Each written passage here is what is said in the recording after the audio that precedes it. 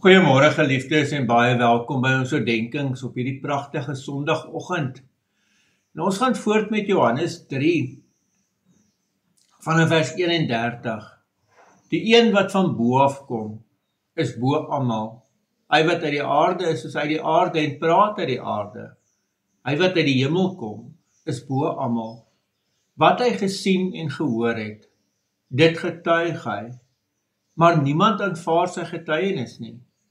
Wie sy getuienis aanvaar, het plegtig bevestig dat God waaragtig is. Want hy vir wie God gestuur het, spreek die woorde van God. God skenk immers die Gees nie in geringe mate nie. Die Vader het die Seun lief en het alles in sy hand gegee. Wie in die Seun glo, het die ewige lewe. Maar wie aan die Seun ongehoorsaam is, sal die lewe nie sien nie.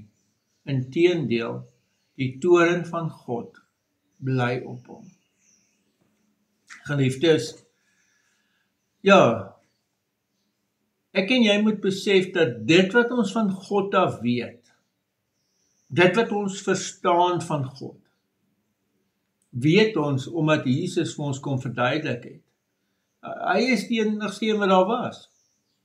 Hy is die enigste wat daar was en kan kom vertel het, maar dit is wie God is. Dis wie God se hart is.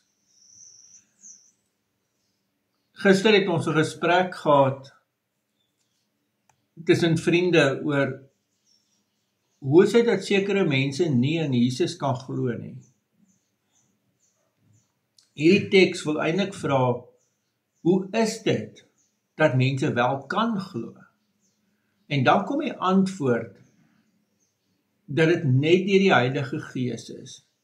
God skenk immers die Gees nie in geringe mate nie. Ek wil eintlik daarmee kom sê dat God skenk dit in oorvloed. Maar die Heilige Gees oortuig my wie Jesus is.